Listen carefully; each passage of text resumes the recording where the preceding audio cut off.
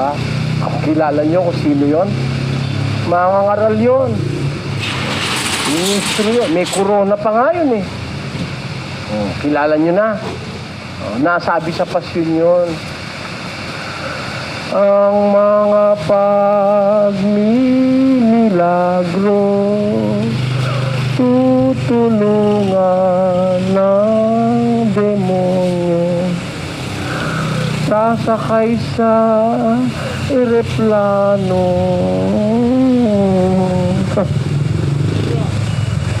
At dito sa buong mundo maghahari itong mundo. Maghahari talaga. Kaya may corona eh. Itong sukaban at lilo, magdarayang walang toto, kalupit-lupit na tao,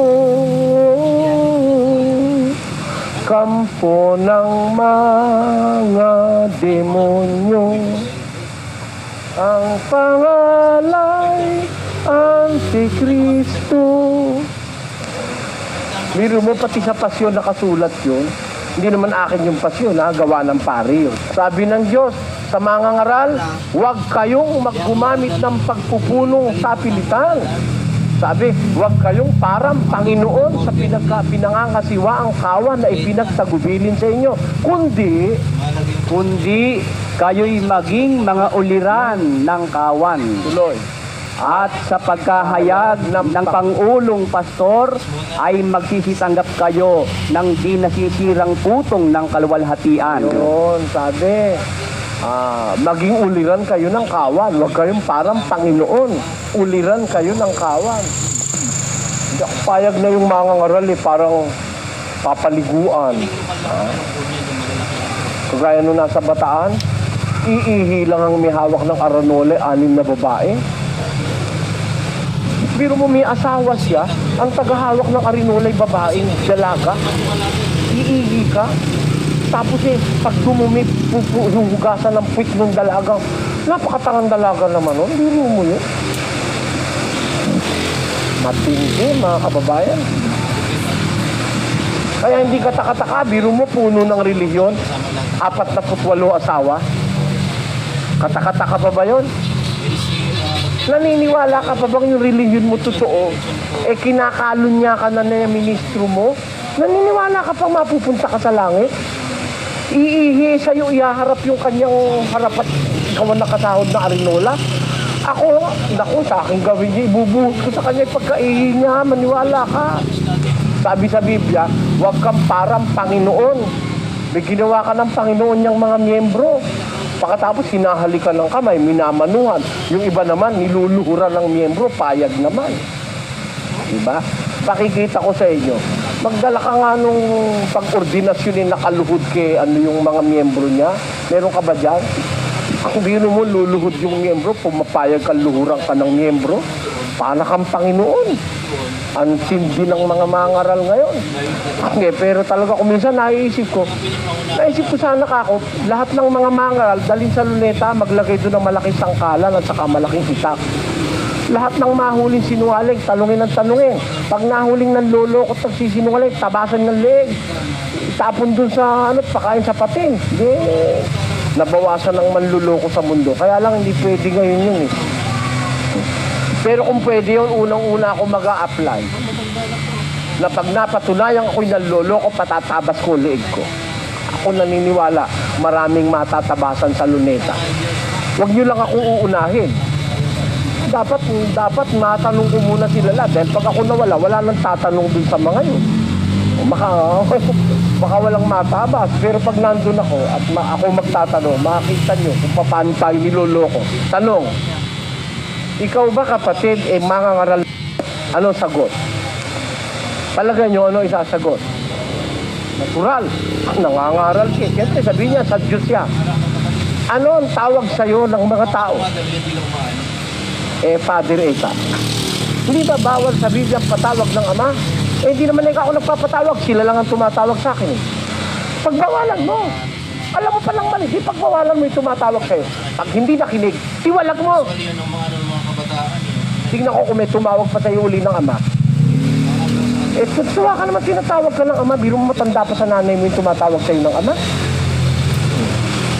Hindi ba't yung mga ngaral eh pagkakagraduate eh, bata pa? 29 anyos eh, inordinahan. E di ang tawag sa kanya father. Aba yung matanda pa sa lolo niya eh, nagmano, pinamano naman. Ha? At ang tawag sa kanya, father, baliktad namin doon talaga. Biro mo yun. Matindi. Eh, talungin mo mga ngaral. Nasa Biblia ba yan? Ginagawa mo na yan? Pinapatawag sa iyo, ama? Wala. Bawal nga eh. Eh, ba't papatawag ka? Eh, kasi tinatawag kay kakon nila eh. Sabi nyo iba, eh, ba't kakon nyo sinasamba? Hindi naman eh ka namin sinasamba. Ginagalang lang namin. Oh. Yung mga palusot yan eh. Sabi sa Biblia, huwag kang luluhod eh. Eh, lumuhod ka na. Nilagyan mo pa ng kandila. Ano pa tawag mo ron? Hindi pa rin tama. Tama pa rin yun. Mali. Madali naman mahuli, pastor eh. Gamitan yung Biblia. Madali mahuli yan. Kaya lang yung iba sa mga kapatid natin Pilipino, galit talaga pagka sinasabi mo totoo. Kaya kung minsan tuloy, parang naisip ko, para wala ka akong kaso, para wala akong kaaway. Hindi, wag na akong magsalita. Pag wag na akong magsalita, tamaan na lang ako ng kidlat. Mabuti pa. Mabuti pa, mamatay na lang ako kaysa alam ko yung totoo, hindi ko sasabihin. Kaya mas mabuti pa, mamatay na lang ako. Sabi ko sa sarili ko. Pagka mapipigilan ako sabihin ko yung totoo dahil nag-aalala ko, nagagalit ang tao sa akin. Ha? Idinidimanda ako ng mga kapwa ko mangaral. Pinasasama ako sa mga kababayan. Dahil doon titigil na ako. Mabuti pa, mamatay na lang ako. Bakit? Eh kasi ano pa silbi mo kung hindi mo sasabihin yung ipinasasabi ng Diyos. Sa bagay, sino ba naman tao gustong mamatay kundi si Raulo?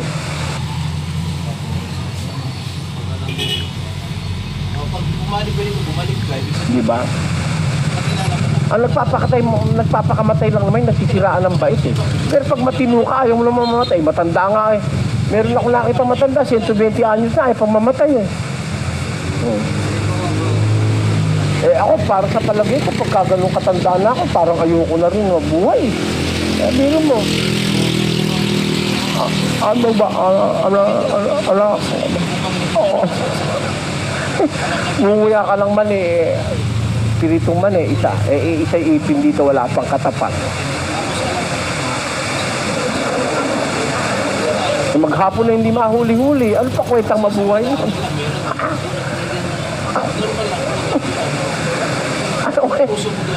Eh hindi yun ang aking paraan ng pamuhay na nalalaan eh.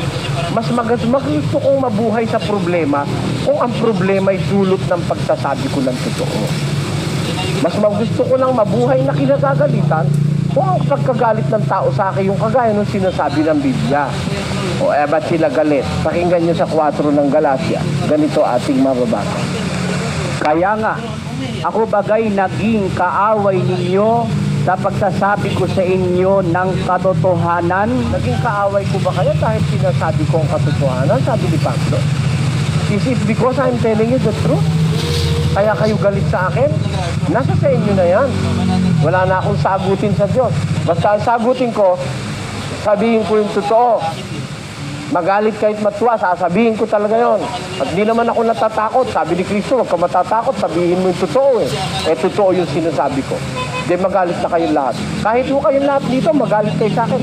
Di ba, Ali? Gusto nyo, magalit na kayo ngayon? Magalit kayo. Hindi ko natatakot sa galit ng kapwa ko tao. Ang kinatatakutan ko yung galit ng Diyos sa akin. Baka yung Diyos ang magalit, yun ang pakiusap ko sa Kanya, huwag siya magagalit sa akin.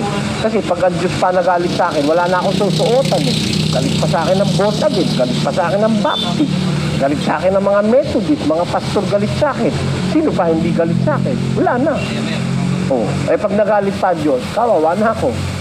Kaya, libali na magalit kayo sa akin. Basta't wag lang ang Diyos ang magalit. At pagka sinabi ng Diyos na sabihin ko, kahit ang tatay ko't nanay ko magalit, sasabihin ko talaga yun. Maniwala kayo't hindi. Magala kayo't hindi. Matuwa kayo't malungkot, sasabihin ko yun. Bawal ng Diyos yan eh.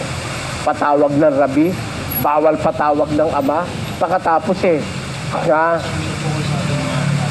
bawal magpapanginoon ng mga ngaral. Tapos yung ginawa mga ngaral ngayon, mga panginoon ng mga miyembro. Brother, pakamay naman. Pag nakamay, ay pwede na akong mamatay. Nakamayan kong sugo. Maniwala ka. Dadaan yung sugo. Nakikita mo yung panahon ni Noe. Bukas ng umaga dadaan. Ngayong gabi pa lang, nakapatrolya na lahat ng dadaan at may mga nakabantay na. Ayan. Huwag kayong magagalit. Mag-isip lang kayo. Ginawa tayong alipin sa relihiyon. Niloko tayo ng niloko. Pinagkakwartahan na tayo. Ginawa pa tayong alila. At pagka sinumpong, gagawin ka pang asawa. Amen? Delikado yan. Magkakaanak ka ng apo ng Diyos. Totoo yun Siya raw anak ng Diyos. Hihipuin yung dalaga. Huwag kang kikibo. Diyos ang hihipo. Wala. Pag ipinanganak, apo ng Diyos. Biro mo magkakaanak ka, apo ng Diyos. Okay na, apo ng Diyos yun Payag ka na. Inanakan, nakailan, naka-36. Ang naanakan. Yung isa naman, naka-48. O, akala nyo, chismis to. Hindi.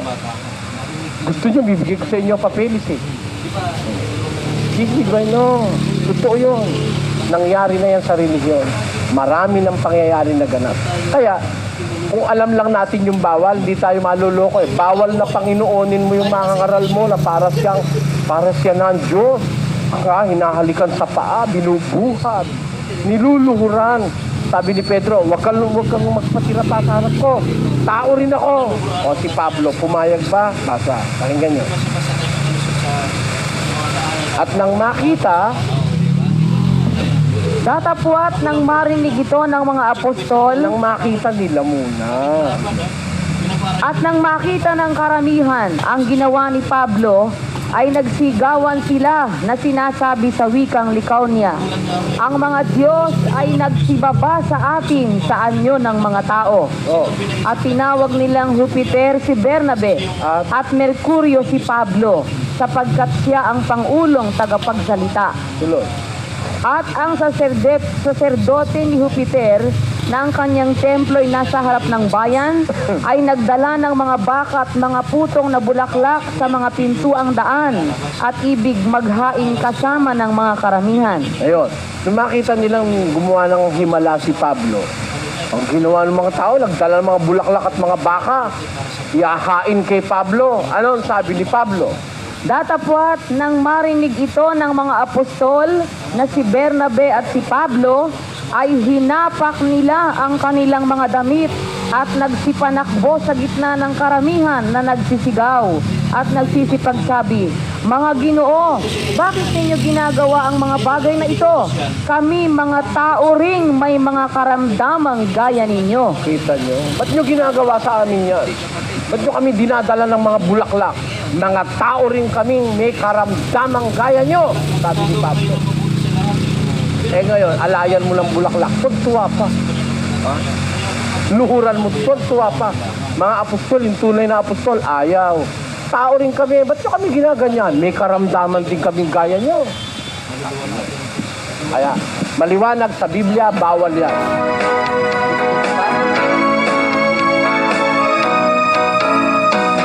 Wala siyang pananampalataya. Kaya nga